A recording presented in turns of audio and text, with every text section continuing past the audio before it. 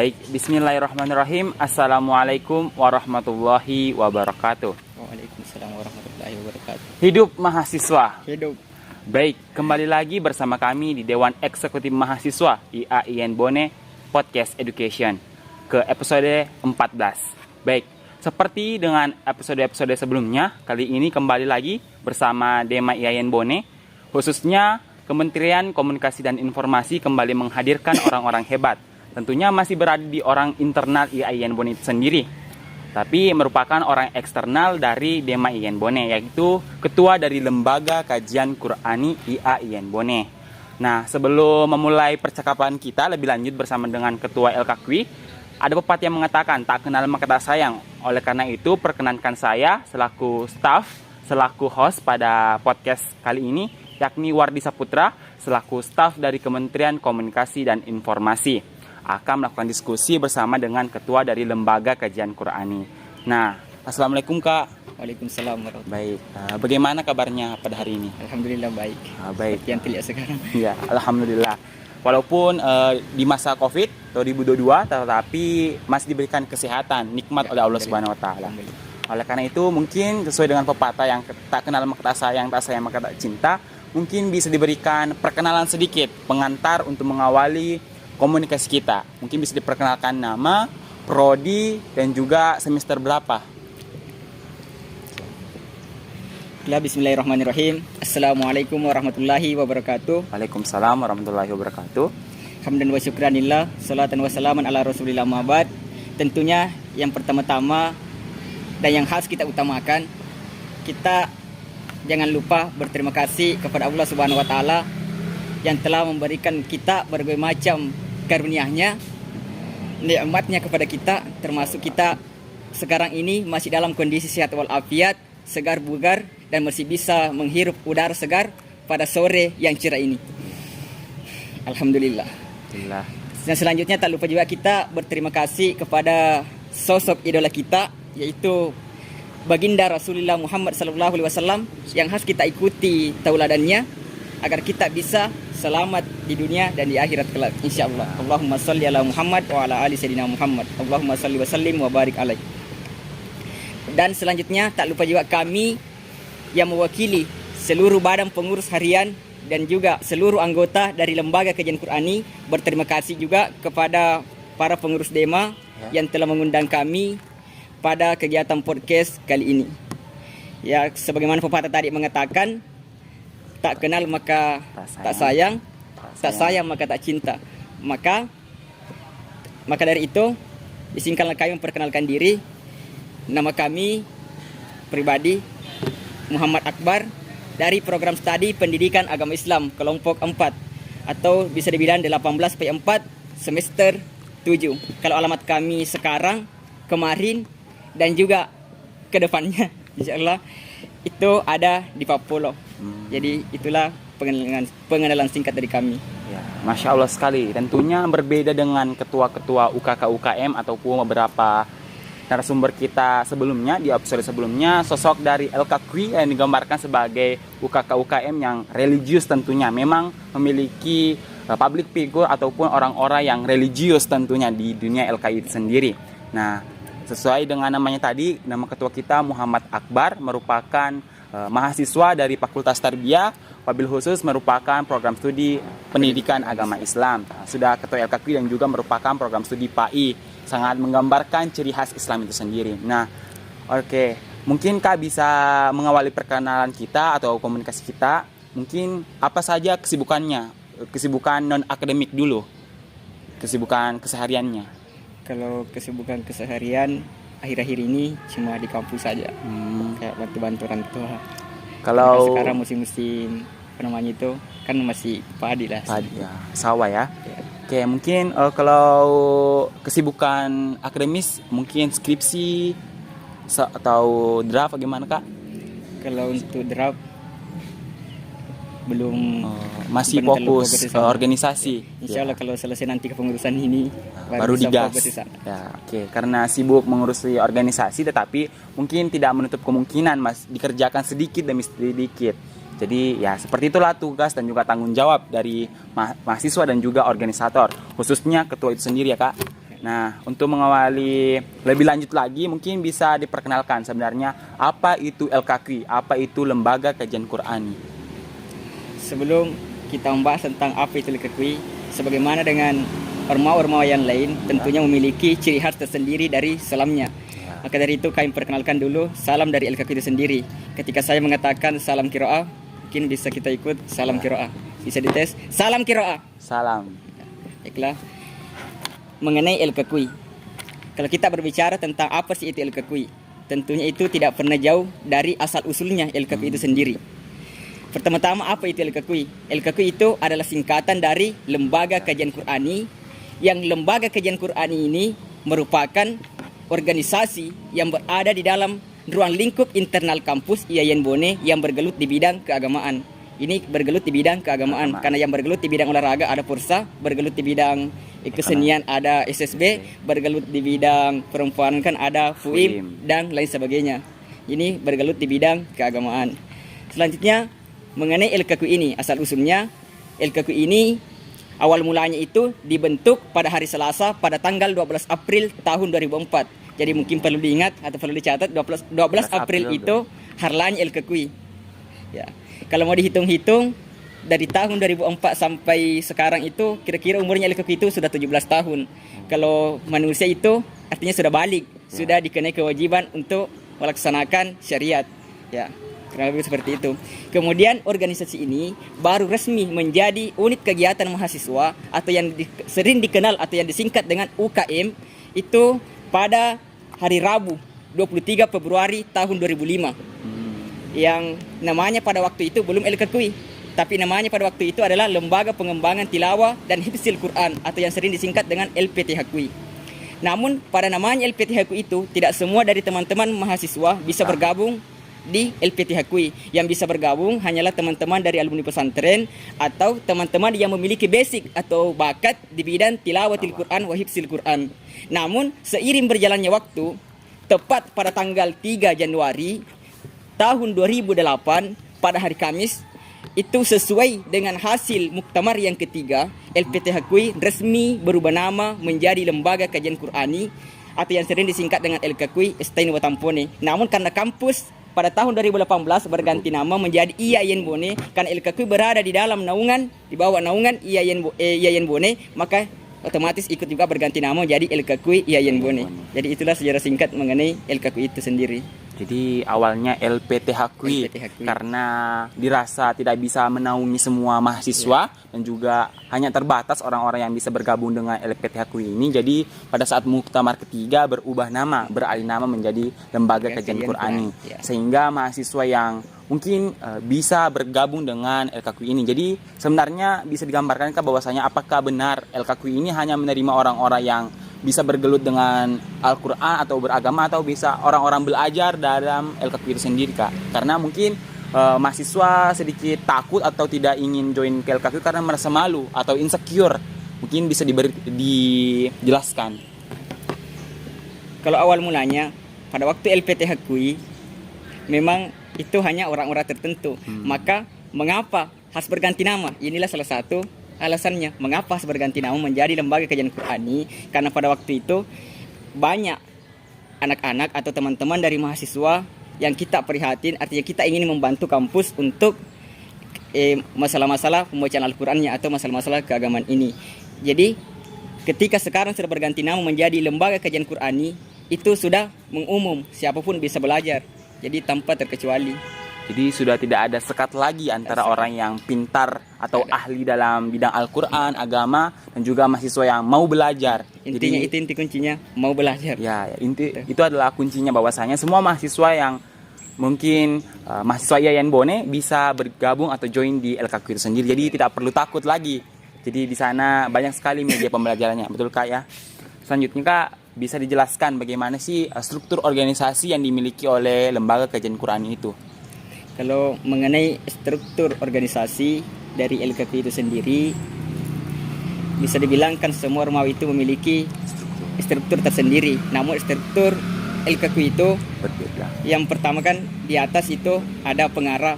Yang pengarah itu guru tak Pak Rektor.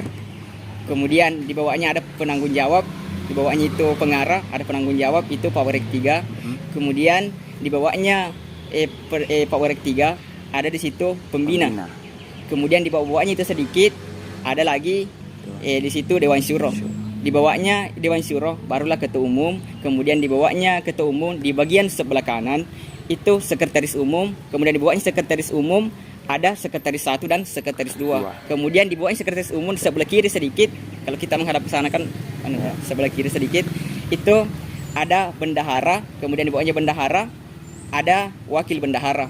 Kemudian di bawahnya lagi itu bagian sebelah kanan itu ada ketua 1. Ketua 1 ini posisinya itu di bidang internal kampus, internal LKQ itu sendiri. Kemudian ada di sebelah kiri itu ada ketua 2. Ketua 2 itu bidangnya di bidang eksternal dari LKQ itu sendiri. Kemudian di bawahnya itu ketua 1 tadi, yang di sebelah kanan itu ada kesejahteraan anggota dan juga kaderisasi. Dan kaderisasi itu di bawahnya ada divisi tajwid, divisi tilawah, divisi tahfiz, divisi barasanji, divisi ceramah, dan divisi seni islami.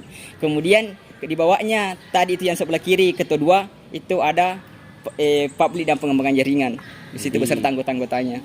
Jadi lengkap, awal dari pengarah, pembina, Dewan Syuro hingga ke BPH dan juga jajaran koordinator atau jajaran divisi. Ya, lengkap dengan anggota-anggotanya tentunya untuk membantu menyukseskan masa hikmah dari Kak Muhammad Akbar ya. Selanjutnya Kak, apa sih atau apa program kerja yang dimiliki oleh Lembaga Kajian Qur'ani dan juga apa program kerja unggulan dari Lembaga Kajian Qur'ani itu sendiri?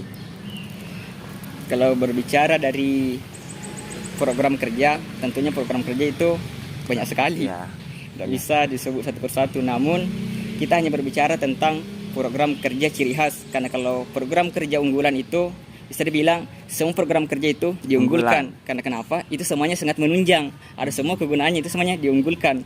Namun kalau berbicara tentang program kerja ciri khas, bisa dibilang bahwa ini adalah nyawanya LKQI, ruhnya LKQI. Tidak boleh hilang dari LKQI itu sendiri. Adalah bimbingan 3 bulannya sebelum muktamar. Mengapa kami mengatakan bahwa ini adalah nyawanya LKQI atau ruhnya LKQI? Karena dari bimbingan tajwid 3 bulan inilah yang sebelum muktamar, dan setelah muktamar baru kita bisa memilih divisi-divisi yang lain. Karena setelah muktamar itu ada namanya pilihan divisi pilihan, tapi divisi tajwid itu tetap divisi wajib. Karena kenapa? Karena divisi tajwid itulah pokoknya sebenarnya dari Al-Quran itu sendiri. Karena di bagian divisi tahfiz itu juga tidak bisa lepas dari tajwid. Ada juga divisi barasanji itu juga berbahasa Arab. Bagusnya juga kalau kita memakaikan tajwid. Kemudian ada divisi tilawah, ini lebih-lebih paling penting juga tajwid. Kemudian ada divisi seni islami, ada qasidah. Itu juga jelek juga kedengaran kalau misalnya tidak sesuai dengan tajwid. Contohnya ya Rasulullah macam begitu. Kan itu kan ada tajwidnya juga. Kemudian khususnya di bidang ceramah, walaupun tidak terlalu mengikat itu tajwid, namun alangkah bagusnya juga kalau dipakaikan tajwid. Karena ketika baru saja kita memakai salam, contohnya Assalamualaikum atau Assalamualaikum, itu sebenarnya sudah sangat rancu. Makanya enak juga kedengaran kalau misalnya kita sesuai dengan tajwid. Enak kan Assalamualaikum, itu semuanya. Jadi artinya inilah program kerja dari ciri khas dari LKQI yang memang menjadi ruhnya LKQI itu sendiri adalah bimbingan 3 bulannya. Jadi sebenarnya secara tidak langsung ketua sudah membeberkan bahwasanya bimbingan 3 bulan ini merupakan ciri khas dan juga itu yang menarik atensi dan juga minat dari mahasiswa, sehingga banyak ya mungkin tidak bisa ditutupi bahwasanya LKQI merupakan organisasi yang memiliki banyak massa, karena kader-kader ataupun anggota-anggota ataupun mahasiswa baru ingin bergabung karena bimbingan 3 bulan ini, karena semuanya ingin memperbaiki tajwidnya. Seperti yang dijelaskan ketua tadi bahwasanya bimbingan tajwid ataupun tajwid ini sangat berperan penting untuk menggambarkan LKQI itu sendiri ya Kak. Selanjutnya Kak, ada yang ingin tanyakannya, yaitu bagaimana sih susahnya menjadi nahkoda ataupun menjadi ketua dari LKQI itu sendiri? Mungkin susah senang sedihnya menjadi ketua LKQI.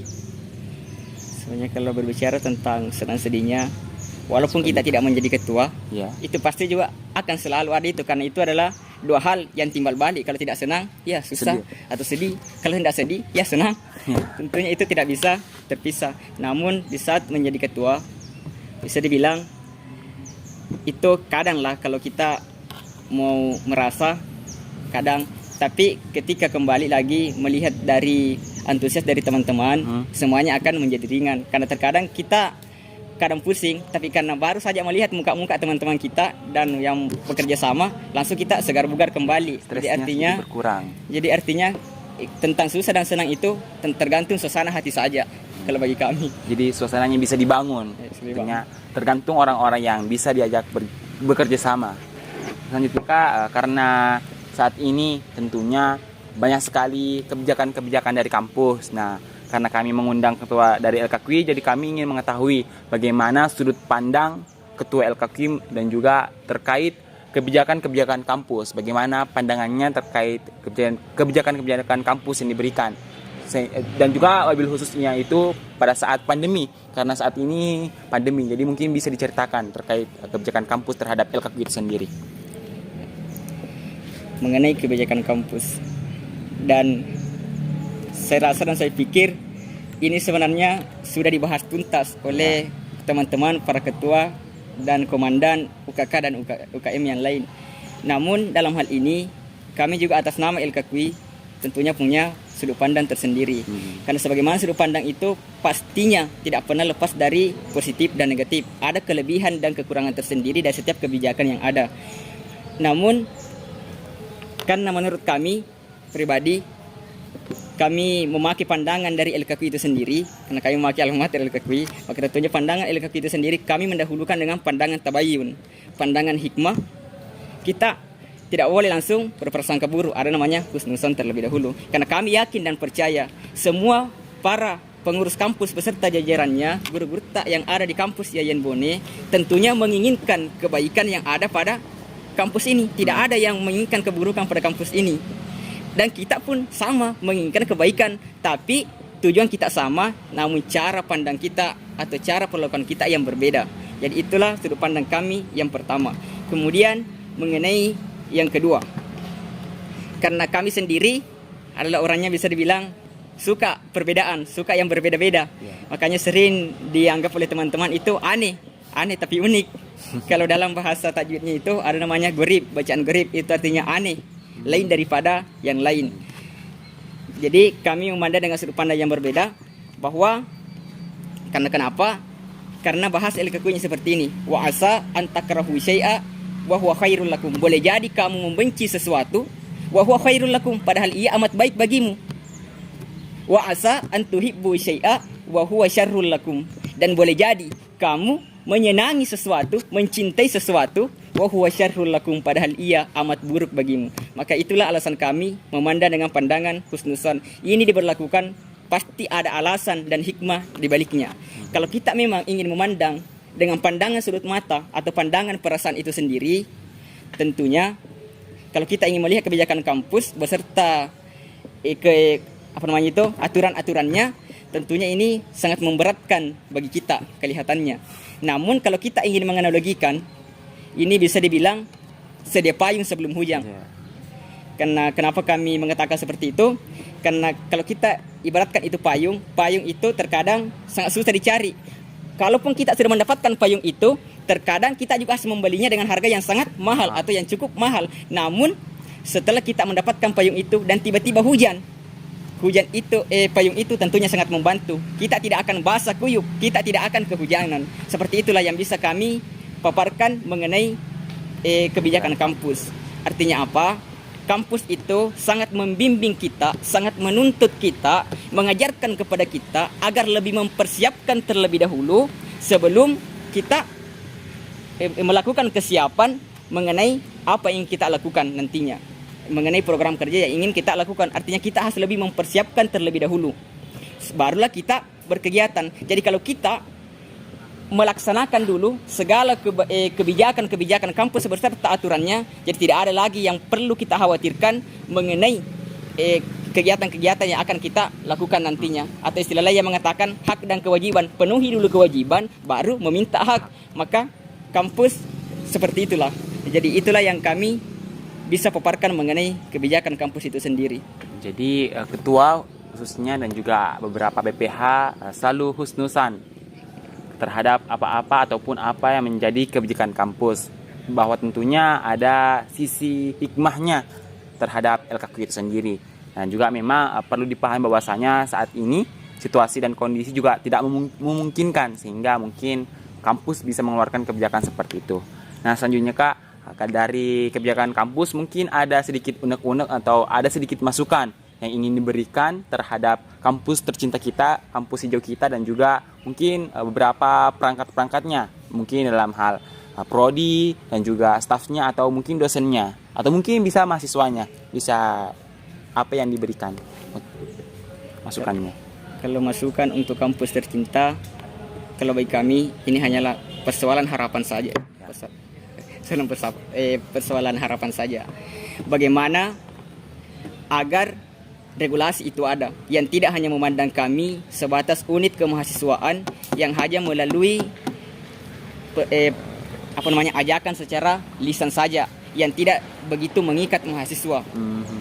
Artinya kami berharap semoga adanya regulasi yang bisa mendorong mahasiswa agar bisa bergabung bersama kami di dalam lembaga kajian Qur'ani. Karena kenapa? Karena kalau kita berbicara tentang dekat dengan Al-Quran hanya butuh kesadaran diri saja, itu belum cukup. Namun ketika ada dorongan dari kampus, maka itu akan bisa semakin mendorong teman-teman mahasiswa untuk bergabung bersama kami dan mendapatkan apa yang kami dapatkan dan merasakan apa yang kami rasakan, mendapatkan manfaat dari LKQ itu sendiri. Jadi itu saja yang kami harapkan dari kampus. Jadi yang diharapkan dari ketua LKQ yaitu dorongan, mungkin juga motivasi dan juga dorongan sehingga bisa menampilkan, bisa meng-highlight LKQ seperti ini sehingga mahasiswa jadi termotivasi untuk ikut dalam LKQ itu sendiri. Nah, selanjutnya Kak, yang ingin saya tanyakan, nah LKQ kan merupakan organisasi yang religius, dalam hal ini organisasi yang membidangi khususnya agama. Mungkin bisa dibeberkan apa motivasi untuk mahasiswa IAIN Bone untuk bergabung dengan LKQ itu sendiri dan juga menjelaskan apa yang menjadi daya tarik ataupun keunggulan dari LKQ sehingga mahasiswa baru nantinya harus bergabung di LKQ itu sendiri. Mungkin bisa dijelaskan Kak. Dari masalah prestasi atau banyak? Masalah motivasi untuk mahasiswa Bone untuk lebih meningkatkan kereligiusan ataupun minat untuk membaca Al-Quran, dan juga bisa dijelaskan bagaimana daya tarik sehingga mahasiswa baru nantinya harus bergabung di LKQ. Jadi mengapa mahasiswa harus bergabung di LKQ? Intinya mengapa mahasiswa harus bergabung di LKQ? Kalau mengenai pertanyaan mengapa mahasiswa harus bergabung di LKQ, kalau menurut kami pribadi itu sebenarnya kurang tepat ketika ditanyakan kepada LKQ. Karena kenapa? Yang pertama, kita ini sebagaimana kita ketahui bahwa kita ini adalah mahasiswa, maha dari siswa. Kemudian kita sedang berkuliah di bawah institut atau perguruan tinggi yang berlabel Islam. Kemudian LKQ itu sendiri adalah organisasi yang bergelut di bidang keagamaan. Islam dan keagamaan itu tidak bisa dipisahkan. Makanya segala orientasi daripada perkuliahan atau daripada tugas-tugas akademik tentunya tidak akan pernah jauh-jauh dari keagamaan atau keislaman itu sendiri, yaitu Al-Quran. Ketika membaca Al-Quran saja kita tidak mampu atau belum bisa, maka bagaimana mungkin kita bisa mengkaji Al-Quran di mata kuliah seperti pada saat kita persentase dan juga saat kita mengikuti akademisi-akademisi yang lainnya. Kemudian selanjutnya termasuk juga syarat untuk keluar KKLP saja sendiri itu ada tes mengaji. Jadi itu juga merupakan hal yang paling penting. Kemudian selanjutnya mengenai perspektif masyarakat kepada kita selaku mahasiswa dari IAIN Bone. Masyarakat berpandangan kepada kita kalau kita sudah kuliah dari IAIN Bone, apalagi kita mahasiswa, kita sebagai pengemban nama mahasiswa, perspektifnya masyarakat kepada kita itu bisa dibilang di luar dari batas kemampuan kita. Karena pastinya bila masyarakat, ada IAIN Bone, pasti bisa mengaji, pasti bisa mengajar di TKTPA, pasti bisa ceramah, pasti bisa khutbah, pasti bisa memimpin sholat. Minimal itu pandangan masyarakat kepada kita selaku mahasiswa dari perguruan tinggi Islam. Jadi maka dari itu tidak semua dari mahasiswa mumpuni di bidang ini. Karena kenapa? Karena mahasiswa dari IAIN Bone itu tentunya bukan semua dari alumni pesantren atau alumni dari sekolah yang bergelut di bidang keagamaan. Tentunya ada juga teman-teman mahasiswa kita yang dari sekolah-sekolah umum. Tentunya bisa dibilang belum mumpuni di bidang tersebut. Maka dari itu LKQI hadir mewadahi segala divisi-divisi untuk menjawab segala persoalan-persoalan yang ada, menyingkirkan segala tantangan-tantangan yang ada dengan dua konsep, man jadda wajada wa man sabara safira. Itu intinya, bersungguh-sungguh dan bersabar dalam menjalaninya. Nah, luar biasa sekali tentunya penyampaian dari Ketua Lembaga Kajian Qurani. Memang betul bahwasanya sudah sepatutnya ketika kita sadar bahwasanya kita berada di institut, khususnya institut yang bernaungan agama Islam, tentunya kita harus sadar diri bahwasanya kita mengemban amanah yang memang menurut paradigma masyarakat itu kita harus menguasai dan juga paten terhadap kelebihan-kelebihan di agama Islam itu sendiri, misalkan dakwah, mengaji, menjadi imam yang baik. Tentunya itu adalah paradigma masyarakat, padahal belum tentu seperti itu. Jadi mungkin bisa diwakili oleh penyampaian ketua tadi. Intinya walaupun kita tidak pintar, minimal kita bisa. Ya. Walaupun tidak mengerti semuanya, setidaknya ada yang kita tahu sedikit. Setidaknya kita sudah mencoba. Itu merupakan progres yang lebih baik daripada diam saja tidak ada dihasilkan, seperti itu.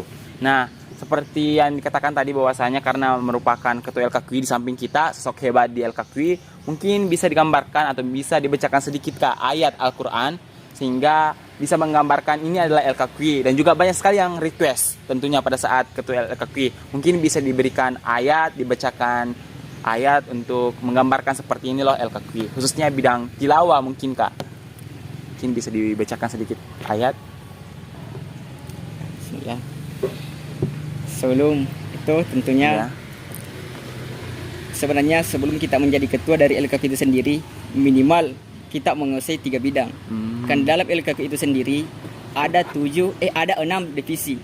Tadi divisi tajwid, divisi tilawah, divisi tahfiz, divisi islami, divisi berasanji, dan divisi ceramah. Itu minimal 3. Tapi kalau kita bisa semuanya, alhamdulillah sekali. Tapi kalau tidak bisa, itu minimal 3. Kalau mengenai tilawah, sebenarnya saya situ bukan basic saya.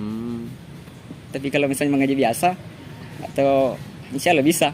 Namun kalau masalah suara sih tidak terlalu bagus. Jadi seperti itu. Bahwasanya ketua LKQI kita mungkin kalau saya ingat mahir di bidang dakwah, ceramah. Ya, seperti itu Kak. Bukan mahir, tapi kalau masalah bisa, insya Allah bisa. Oke, jadi seperti itu. Bahwasanya di LKQI itu ada 7 divisi yang ada 6 divisi yang bisa dikuasai, bukan dikuasai sih, bisa mahir di salah satu bidangnya, diharapkan seperti itu. Nah, oke, sebelum kita mengakhiri bincang-bincang kita pada hari ini, mungkin ada pertanyaan Kak, pertanyaan cepat, mungkin bisa dijawab dengan cepat juga. Siap Kak? Siap. Oke, pertanyaan pertama. Memilih jadi hafiz yang baik atau menjadi ketua yang baik? Kalau berbicara tentang baik-baik, tentunya kita memilih keduanya. Karena hal yang baik-baik itu tidak boleh dipisahkan, harus dimiliki semuanya sebenarnya. Oke, tapi di sini kita harus memilih jadi ketua yang baik atau jadi hafiz yang baik Kak. Ketika menjadi hafiz yang baik, belum tentu kita menjadi ketua. Tapi kalau kita menjadi ketua yang baik, itu sebenarnya tidak selamanya kita menjadi hafiz yang baik. Namun ketika dikasih untuk memilih, karena untuk memilih sebenarnya itu berat untuk memilih. Namun ketika harus memilih salah satunya, tentunya saya lebih memilih hafiz yang baik. Karena kenapa? Karena kalau ketua itu hanyalah jabatan sementara saja, sedangkan hafiz itu adalah untuk selamanya. Perlu dipertahankan dan akan berlaku di masyarakat. Selamanya. Kalau misalnya ketua, kalau habis ini masa jabatannya, itu bisa selesai. Jadi walaupun kita tidak menjadi ketua, kalau kita memang bisa menjadi baik, ya kita pergunakan baik itu, kita membantu ketua-ketua. Itulah menurut kami. Oke, pertanyaan selanjutnya Kak. Jadi ketua dengan kader yang banyak atau jadi mahasiswa dengan lulusan cum laude? Menjadi ketua dengan kader yang banyak dan juga atau jadi mahasiswa dengan lulus dengan predikat cum laude? Sebenarnya ini pilihan. Kalau lulus menjadi cum laude itu impian juga. Sebenarnya kalau untuk menjadi ketua yang banyak kader, sebenarnya kalau bagi kami sendiri itu tidak terlalu kami prioritaskan. Yang penting siapapun yang mau belajar. Jadi intinya. Jadi kalau Haski dikasih memilih itu antara itu salah satunya, mungkin saya lebih memilih itu lulus dengan prestasi yang cum laude. Tapi kalau bisa juga kami tidak memilih keduanya karena semuanya itu hanyalah tertulis saja. Yang paling penting itu manfaat kepada sesama kalau bagi kami. Jadi memilih jadi mahasiswa dengan predikat cum laude. Nah, pertanyaan selanjutnya Kak. Pilih masalah kader yang banyak atau pilih tugas yang banyak dari dosen? Kalau mengenai tugas yang banyak, sebenarnya siapapun itu Ya, bisa dibilang sudah menjadi ya sudah keharusan. menjadi kebiasaan lah dari mahasiswa itu. Pasti kebanyakan agak mengeluh lah sedikit. Ya. Mungkin bukan lagi sedikit, banyak. Sedangkan kalau kader yang banyak itu juga banyak juga dipusingi. Iya. Karena kita tidak tahu karakternya orang bagaimana. Jadi kalau mengenai tugas yang banyak atau kader yang banyak, kalau untuk pikiran santai tentunya kita lebih memilih sedikit kader yang banyak. Karena kita bisa memperlakukan secara umum. Namun kalau kita ingin betul-betul belajar tentunya kita memilih tugas yang banyak. Karena kenapa? Itu adalah pembentukan keilmuan kita tersendiri. Jadi semuanya sebenarnya penting. Tapi kalau untuk kesantaian kami lebih memilih sedikit kader yang banyak. Seperti itu. Itulah tadi pertanyaan jawab dan telah dipilih oleh ketua dari Lembaga Kajian Qur'ani. Nah, untuk menutup pertemuan kita, bincang-bincang kita pada hari ini, ada mungkin 3 kata yang bisa diberikan untuk DEMA IAIN Bone, khususnya DEMA IAIN Bone periode 2021-2022. 3 kata untuk Ya. DEMA. Insya Allah mabarakah. Dua Kak, dua itu. Insya Allah Oh. mabarakah. Jika Allah menghendaki mabarakah. Oke, Masya Allah, luar biasa sekali tentunya bincang-bincang kita dari Ketua Lembaga Kajian Qur'ani ini. Jadi tentunya banyak sekali hikmah dan juga pelajaran-pelajaran, mulai dari sisi sebagai manusia yang baik, tentunya sebagai manusia dengan agama Islam yang baik, tentunya kita dituntut untuk tetap berada di porosnya. Dalam hal ini agar tetap menjalankan perintah Allah Subhanahu wa taala dan menjauhi larangannya. Dan juga sebagai pelajaran mahasiswa tentunya kita dituntut untuk tetap belajar dengan baik dan juga sebagai mahasiswa yang baik. Karena untuk apa menjadi mahasiswa tanpa organisasi? Seperti itu. Jadi ketika kita bisa dan juga mampu seimbangkan, maka seimbangkanlah antara dunia akademik dan juga dunia organisasi. Karena keduanya sangat penting Kak ya, untuk membangun untuk membangun kita sebagai mahasiswa. Sangat fundamental. Nah, itulah tadi bincang-bincang kita, semoga bisa diambil hikmahnya dan mohon maaf apabila ada kesalahan dan juga terima kasih banyak Kak atas kehadirannya, kesediaannya untuk bergabung bersama kami. Lebih dan kurangnya mohon dimaafkan. Ya, sebelum kita menutup mungkin ada salamnya. Hidup mahasiswa. Hidup. Salam Kiroah. Salam. Ya, baik, itulah tadi bincang-bincang kita. Lebih dan kurangnya mohon dimaafkan. Berpikir ilmiah, bertindak bijaksana. Wallahul muwaffiq ila aqwamit thoriq wa ila sabilir rasyad. Assalamualaikum warahmatullahi wabarakatuh. Waalaikumsalam warahmatullahi wabarakatuh.